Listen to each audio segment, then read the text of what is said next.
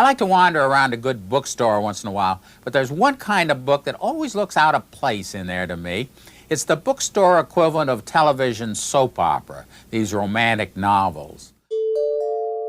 For as long as romance novels have been written, they've been written off. Who are all these guys who go around all day not wearing any shirts? 60 Minutes' own Andy Rooney, essayist and professional curmudgeon, was skeptical of the genre, as you can hear in one of his end-of-show commentaries from 1989. I've never actually read one. I think it's safe to say that the writing is as good as the covers. I've been to many a highbrow indie bookstore where you have to go downstairs and around a corner and down a hall and past the bathroom to get to the romance section, and it's one shelf and we don't talk about it. Despite the bad rap, the genre is more popular than ever. Romance books are the second largest category in the U.S. book market and the fastest growing genre. You know, the world's full of a lot of sad stuff, so it's nice to have something positive. This summer, one of our producers, Hazel May Bryan, wove through crowded aisles at the Brooklyn location of the first ever romance bookstore in the U.S., the aptly named Ripped Bodice. Can I ask how you found out about the bookstore and what brings you to it? Social media, when they were building it, they kind of went viral on TikTok. The Ripped Bodice's original location in California opened in 2016, and since then, many more have followed suit. Today, there are nearly 30 romance bookstores across the U.S. and counting. We were just saying we're having decision paralysis because we've never had so many options before. For all the authors on display, there was one writer whom we could not find. I'm wondering if you carry a specific author who we're looking at because she was profiled by 60 Minutes in the 70s. Sure, what author? Have you ever heard of Barbara Cartland? Yes. I don't know if we have her in store. They did not have her in store. Neither did any of the 28 other romance bookstores in the United States that we asked, which may be surprising considering who Barbara Cartland was. She was probably, the most famous romantic author in the world. She inspired an entire generation of young people and old people. And in 1977, 60 Minutes correspondent Mike Wallace traveled to London to meet her. Romance is dead. Everything is lust, obscenity, and violence. Or so it would seem from the movie marquees and the magazine stands. But you wouldn't know it to contemplate the success of Barbara Cartland, a 75-year-old Englishwoman, a cross between the Queen Mother and Zsa Zsa Gabor. He held her closer still. Now very gently his lips found hers. He kissed her as he'd done the night on the terrace. And once again, the magical feeling of belonging swept over them both. She's kind of iconic to romance writers. I mean, what is it, 750 million copies sold at this point? At a time when romance novels may be more beloved than ever, why are so many readers totally unaware of one of the godmothers of the genre? To borrow a bit of internet talk, she's kind of a problematic fave. This is 60 Minutes, a second look. I'm Seth Doane. Today, Barbara Cartland, a forgotten forebearer of bearing it all. It is an aphrodisiac. That's libel. On the contrary, it's a compliment.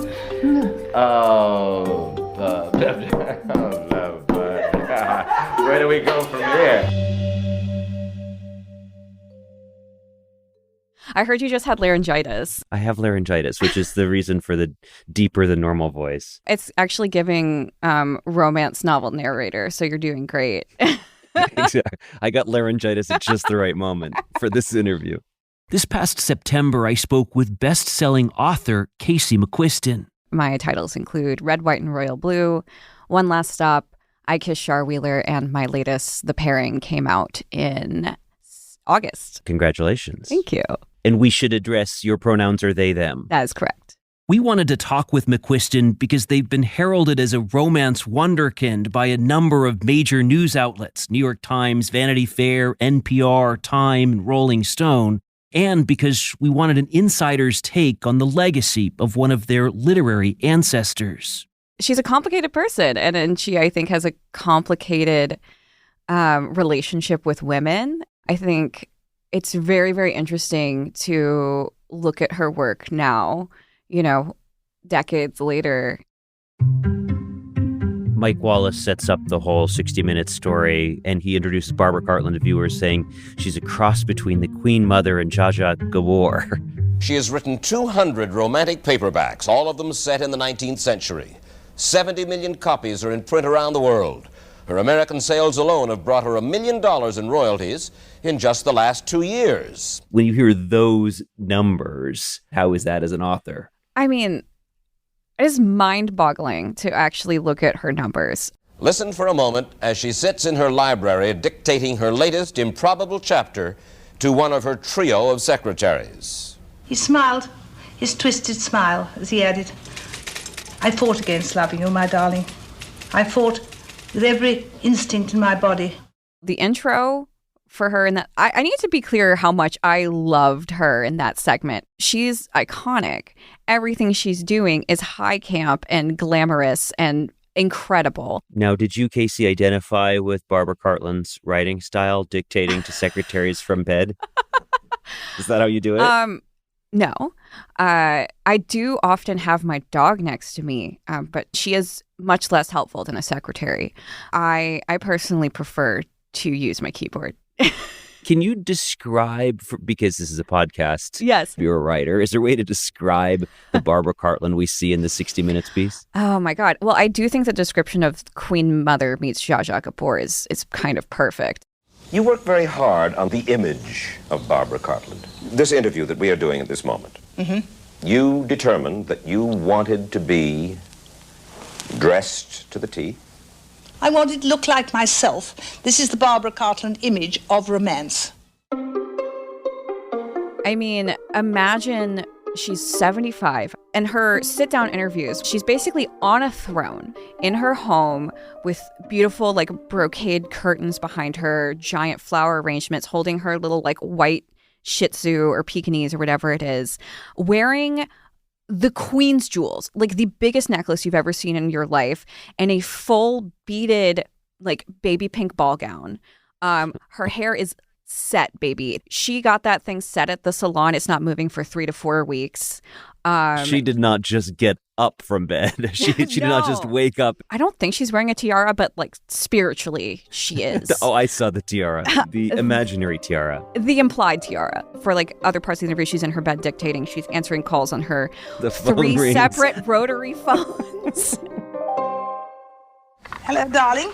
Look, there's a bit of a trouble over the Canadian rights, which Arrow has put on some of their... Oh, you have dealt with it. All right, darling, I'll ring you later. It's really incredible to watch. You can't believe it's a actual interview. She does represent something I love about iconic romance writers, which is how absolutely camp we can be. Because so much of romance is about committing to the bit. While we were researching this episode, 60 Minutes podcast producer Hazel Mae Bryan exchanged a few emails with Jean Langley, the now retired 60 Minutes journalist who produced the 1977 story. Hi, Hazel. Hi. You were telling me that in this email back and forth, there's a funny story about Mike Wallace arriving at the interview on the day of the interview.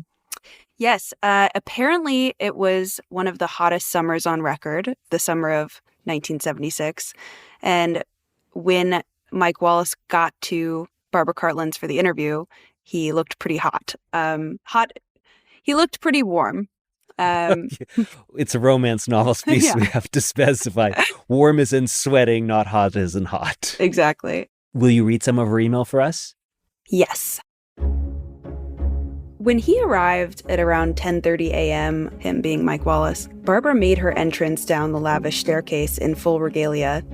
She was wearing a white silk evening gown, her hair was fully coiffed, and she was in full makeup, ready to go.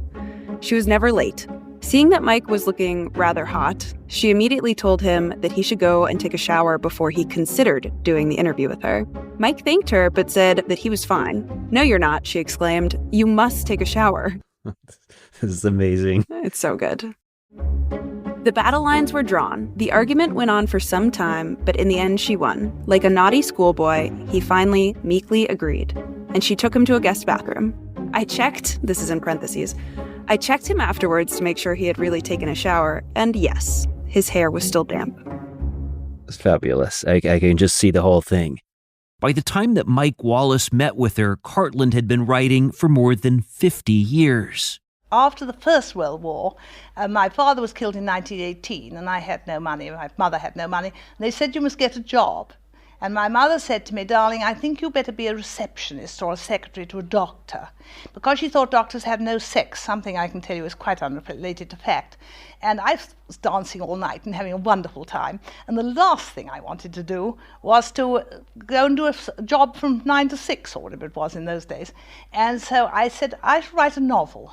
And so people roared with laughter and said, you will never finish it. And I thought, well, I will. And when it came out, because I was a debutante and a lady was soiling her lily white hands with work, it was a huge success. Actually, it was a very innoxious love story, and because the Duke kissed the girl on page 200, my great aunts never spoke to me again, so they said it must have been experience. For a bit of context, Cartland was born in 1901, 6 months after Queen Victoria died, when corsets were still in fashion, and over a decade before British women were allowed to vote. So maybe it's not a surprise that her aunts disapproved of premarital kissing. But her family's objections did not stop her from forging ahead with her career, writing one passionate courtship narrative after another. We asked author Casey McQuiston to take a look at some of those books. Oh my God, they're beautiful. Will you look at these covers and just kind of take me through what you see? We've got No Escape from Love, which sounds a bit threatening. Lord Ravenscar's Revenge and Love Leaves at Midnight. I'm seeing a theme across all these beautiful oil paintings, beautiful covers of Barbara's books. You could even describe it as basically the same man depicted on every cover. He is in uniform, tall boots, strong jaw, looks about 45, beautiful dark hair, very serious expression, and then always a young ingenue with a snatched waist and a big, beautiful pastel gown, lots of tones of white to represent her purity, lots of tones of dark on him to represent his dark, brooding nature. And in most of them, he's focused on her and she's kind of demurring. She's looking away, which I think is interesting. Usually she's very good and he's very wicked and raffish, because that's what we all enjoy.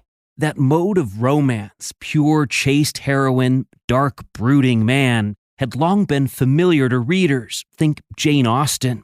But in the 1970s, a new subgenre of romance known as the bodice ripper began to emerge. Authors were finding mainstream success by including sex scenes. Barbara Cartland, the queen of romance, however, was firmly opposed to these new sexual libertines. See, what I'm trying to get away from is the vulgarity of thinking that you must use vulgar words, describe vulgar situations, which are all degrading to women. Make no mistake. If that sounds dated, ancient, square, Miss Cartland is utterly unashamed of it. If a woman is made love to, commonly with filthy words like you have in most American novels, all I can say is, who's hurt? The woman. We're hurt. It hurts us to read it.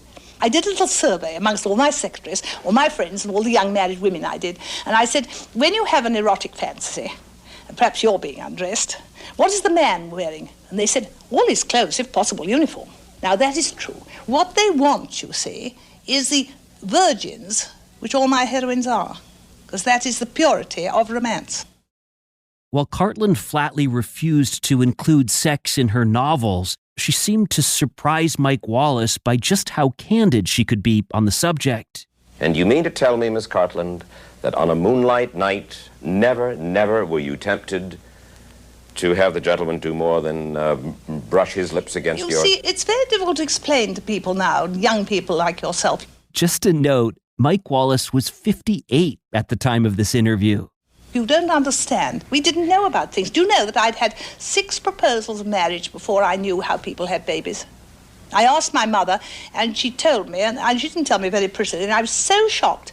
I walked about and looked at people and thought, you've done that, how awful. I broke off my engagement to a very attractive young man in the lifeguards, and for ages I thought it was the most terrible thing I'd ever heard. Cartland even joked about the women warriors of Greek mythology, the Amazons. Did you know that Amazons always broke the legs of their prisoners because it makes a man a better lover? Having his legs broken? Why? It shortens the blood circulation. It's not just that he can't crawl away. No, well, it might be too, but the point is that it does make them so the ones who have been crippled in a war or anything like that needn't worry. They're very likely very much better lovers than the man who's got everything. What's so wonderful about her is she's just such a character. You would want to be in the same room with her, and you got to be in the same room with her for 28 years. Yes. No, she was an amazing character, and she was very funny. And I just think, these days everyone takes themselves far too seriously.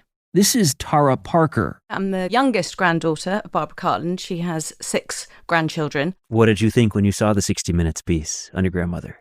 I thought it was just like her.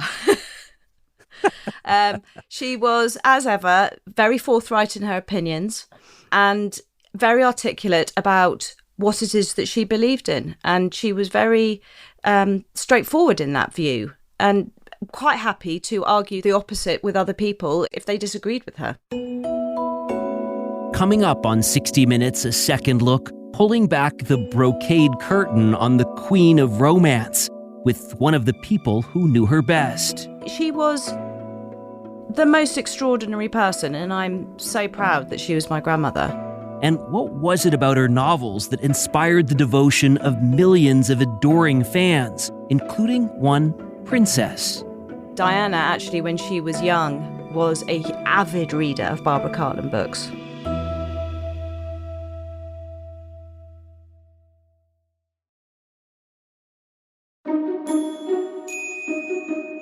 I want to play a bit of an outtake for you.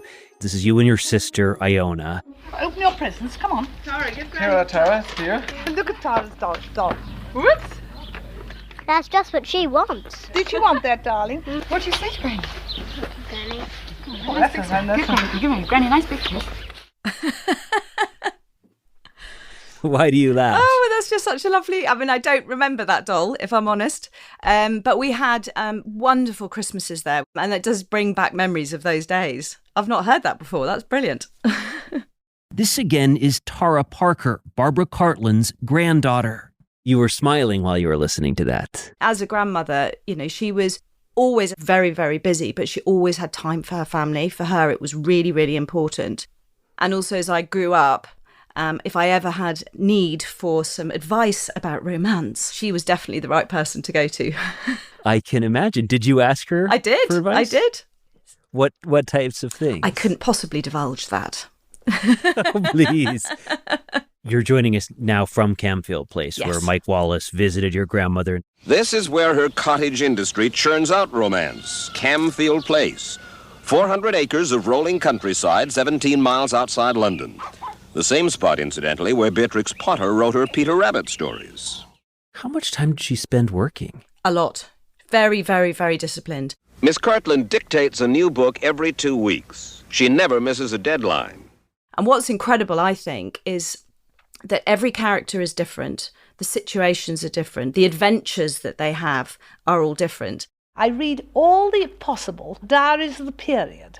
I've had great fun because I discovered some diaries of a lady called Lady Anne Blunt, who went across Syria in 1872. She's a very brave explorer. I read a hilarious article, I can't remember which journalist it was, who was interviewing her and asked her, so what plot did you come up with last night? And she goes, about the Suez Canal. And the journalist was, really? And she goes, yes, of course, why not? Tell me about her fans. Well, I can tell you about some of her existing fans, and they are very, very loyal. Some of them have come on the tours that I do in the house, and they still say how wonderful she is and how much they love her books. And some of them have written and said, when I feel sad, I reread the last chapter of the last book and it makes me feel happy. Her fans were hugely important to her. She said that all her books had a happy ending except one. You know what happened? A girl sent me a telegram from Australia saying, unless the Duke marries Amy, I shall commit suicide. And I really couldn't have the woman commit suicide. She wrote me a passionate letter saying she was so upset she couldn't sleep. So I changed it. And I've never written an unhappy ending again. She had a very famous step-granddaughter. Yes, Princess Diana. Granny's daughter, Reign Countess Spencer, married Princess Diana's father. And Diana, actually, when she was young, was an avid reader of Barbara Cartland books. And Granny, even later in life, was sending her copies of her latest books. Directly to Princess Diana. And then Princess Diana would reply back saying how much she enjoyed that book. Do we know today what Princess Diana saw in these romance novels? What she liked about them? I think it's probably the same as any young girl, which is the hope of that love, to have those stars in your eyes. And that's what these books give, is a bit of hope and inspiration. Parker says that Barbara Cartland wanted to empower her readers. I think she has been characterised unfairly, that all her heroines are damsels in distress, when actually the opposite is true. The majority of them, I'd say 99% of them, the woman is the hero of the story, and not someone who is, fainting at a spider, but fighting their way through life. And Cartland did not have to look far for inspiration, forget fainting at spiders. When she was not dictating 2 books a week or having family over, the Queen of Romance was busy fighting for social causes close to her heart. Though she may look like Lady Bountiful in her white Rolls-Royce and parasol, Miss Cartland is a tough social campaigner who speaks out for unpopular causes. Against very vocal opposition, she established a gypsy camp on her own land, called Barbaraville. In the broadcast story, 60 Minutes follows Cartland to Barbaraville, this community that she created for Romany people, they called them gypsies at the time, seeking education and medical care. I discovered in 1960 that gypsy children couldn't go to school because there was a ridiculous law in England that gypsies had to be moved every 24 hours. So I said, well, it's a damn silly law and I'll get it changed. And I did. I just knew it was injustice. They are people.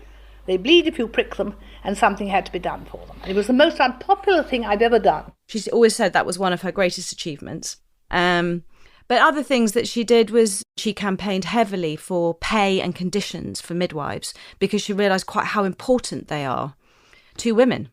One of the other things that she did, because she never shied away from a challenge, was she was at a dinner party and the men in the dinner party were saying what wonderful drivers they were. And so Granny said, well, women are just as good drivers as you, and I'll prove it. So she organised the first female-only race at Brooklands, which is a racetrack in the UK.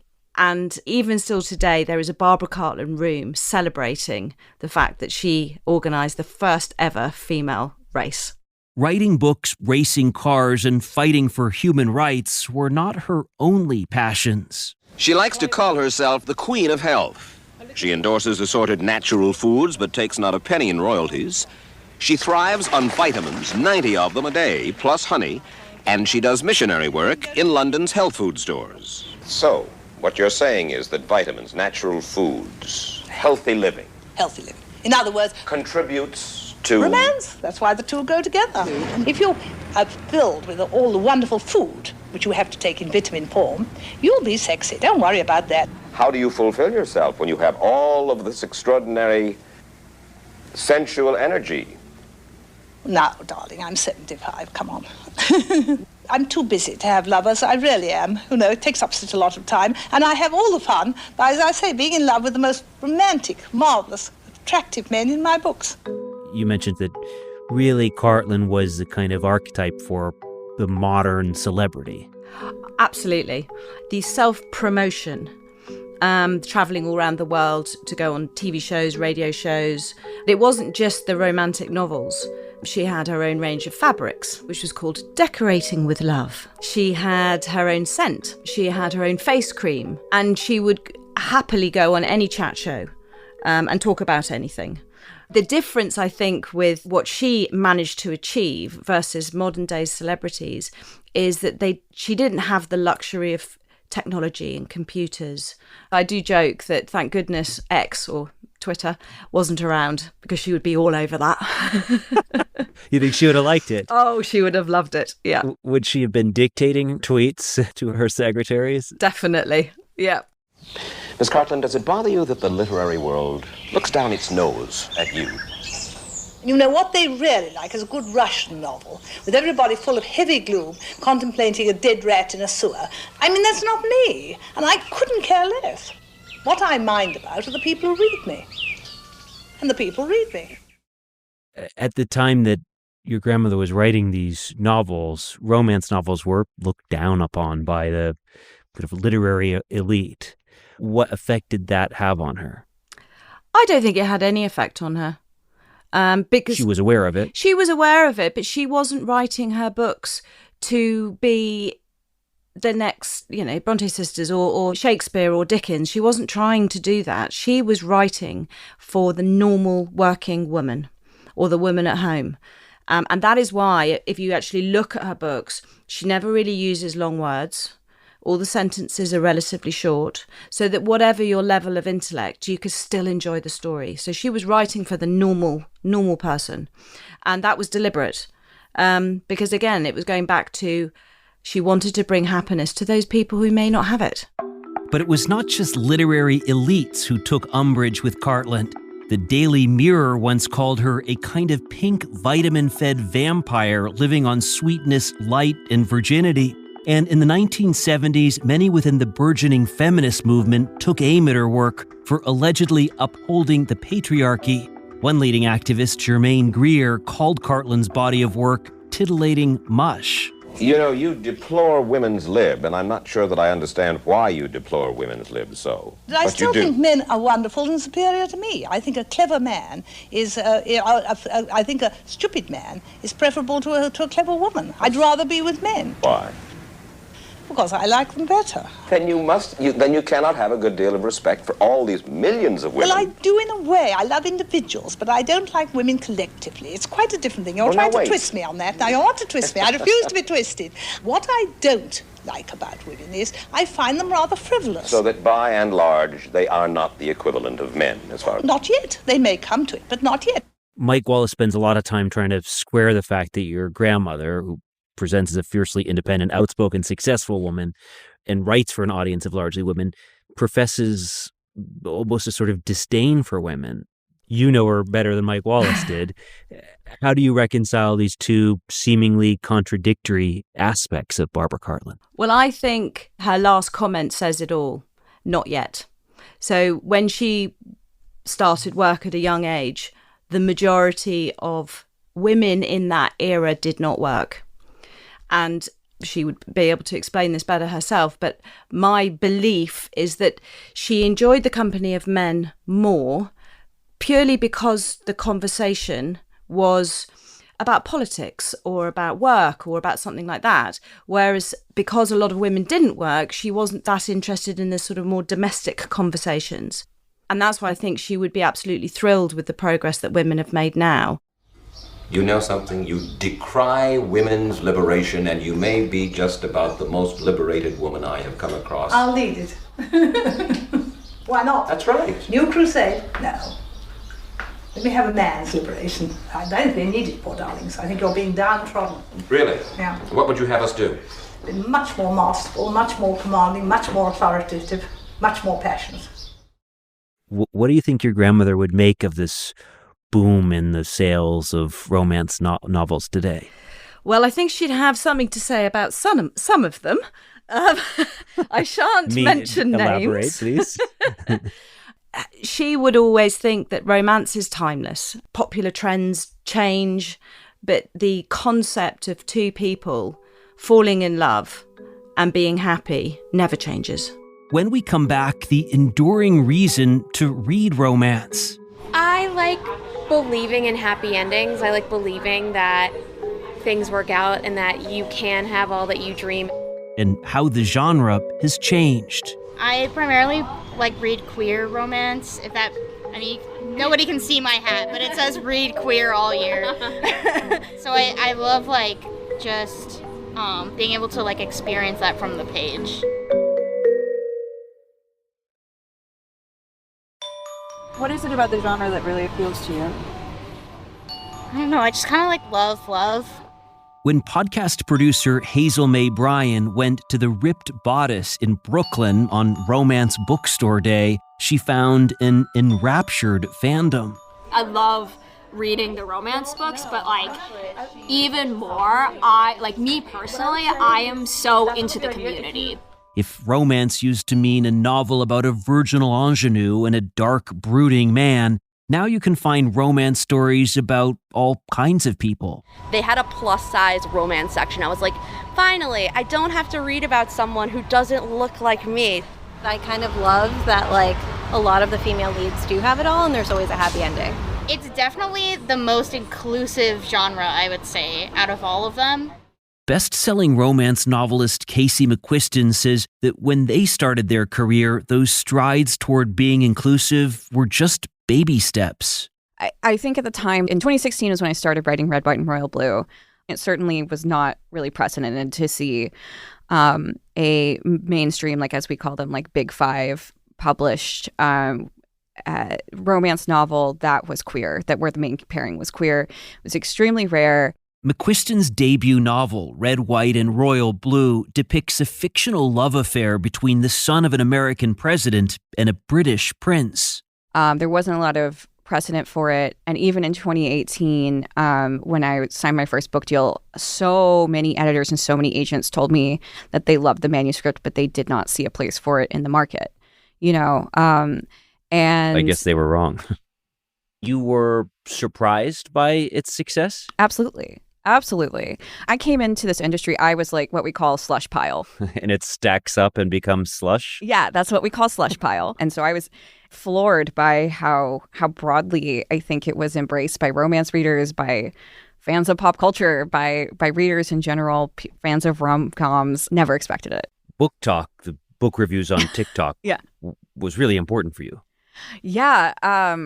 Book Talk is wild. No one knows how to harness it, and that's the beauty of it. No one knows how to use it, and so no one can manipulate it, and I love that about it. It's so truly reader-driven, and I think that's kind of a beautiful thing. You're at the whim of social media users who like, or in your case, like your books. That organic online community helped fuel a boom in the genre's readership. If you were to look at, let's say, the paperback trade fiction list right now on New York Times bestsellers list, I would guess it would probably be somewhere around 10 out of 15 entries would be romance. Romance novels are the second largest category in the U.S. book market and the fastest growing genre. In 2023, 5 of the top 10 best-selling adult fiction authors were romance authors. But for all of the success, doubts have persisted for decades. The books that you write, you will not write a paragraph more than 3 or 4 lines because your women won't read. Now, whose fault is that? Yours and people like you. What do women listen to? What does everybody listen to? They listen to the television and they listen to the wireless. What is that? In conversation. So people have got out of reading long paragraphs because it isn't conversation. It's difficult to read. Mm-hmm. We've got to make things easy for people. There's a level of discrediting of romance because it is a pleasure genre, because they see it as something that doesn't quote unquote enrich the minds or the cultures of the people who read it, which I think is quite false and silly. And so we kind of just don't talk about it being the gas in the engine that keeps this whole industry puttering along. In the industry, you mean the publishing industry? Yeah, I mean the publishing industry. I mean, it's so funny to me to have a genre considered unimportant or unserious when so many people seem to find a home in it, an entry point into literature in it. I know so many people who come to my events and tell me, your books got me back into reading. I hate to see it ever get discredited for what it contributes to, not just the industry, but to readership and general literacy. In researching this episode, the word smut has come up quite a bit. Okay? Yeah. You're laughing already. I'm here for it. Let's go. What's your definition of smut? And can it be interchangeably used with romance when it comes to romance novels? I definitely don't think it's interchangeable with romance. I mean, let's start with the definition of smut. The reason I laugh is because I think it's a word that has had so many, negative and judgmental connotations throughout its history. It brings to mind pulpy supermarket, trashy, purse-sized paperbacks that you hide from your husband. I think there is an idea that smut is a reductive word that like reduces the value of a piece of art, where it's like, that's just smut, you know? And I think it's kind of a nice way of calling something porn. And I actually love the word smut now because I think that romance readers see it as a really fun, playful word to use that we've kind of, I think, reclaimed to talk about pure pleasure reading. Romance fiction has changed a lot since Barbara Cartland was writing. It's gayer and smuttier, and readers have places like dedicated bookstores and TikTok where they can share their love of love. Do you think romance novels reflect contemporary society? Yeah, I think this is why I love thinking about this in context of the work of writers like Barbara Cartland, because I think we're kind of inverting her type of romance where, you know, she's concerned about, you know, women being degraded by having sexual desires or being overly sexualized. And I think that modern romance, especially modern straight romance, is much more interested in the agency of a woman and a woman owning and embodying her sexuality and her desires and asking for what she wants and being able to express that. I think that is much more in line with our attitudes about sexuality now. I don't like lust. You see, lust is ugly. Love is beauty. While Barbara Cartland may not have been on board with the new storylines, you can see from the 60 Minutes interview that she understood something about this type of literature that persists to this day. The pride a reader can take in the pleasure. When I feel very tense or I'm upset by anything, I sit down and read my own books and I feel calm. It's better than any form of tranquilizer that anyone could think of, and very much better for you. Tranquilizer because it's a pretty story, because it's a love story? Why? I think it's a love story and it's all beauty. I mean, it kind of goes back to pleasure reading, you know, not to get into the economy, but times are tough. And if you're going to spend your extra money on something to do in your free time, for a lot of us, it's not going to be something that is a slog or is serious or is, you know, bringing us back into the same feelings we're feeling during the day at work or on our commute or reading the news. I think today what they do is they give some form of escapism. This is Barbara Cartland's granddaughter, Tara Parker, again. And even then she was saying, you know, you look at the news and everything is dreadful. It's still not great. And a Barbara Cartland can just take you away for a period of time into some place that's beautiful. What I think women are fed up with today is ugliness. You see, everything's so ugly, and women aren't catered for at all. Look at your news on the television. What you see, nothing but wars and bombs and riots. And if they have anybody in a pretty dress, they go foof like that and they're past. We're never allowed to look at anything pretty. And my books are beautiful.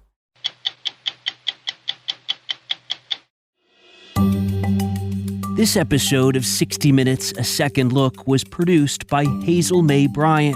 Maura Walls is the story editor, and Jamie Benson is our senior producer and engineer.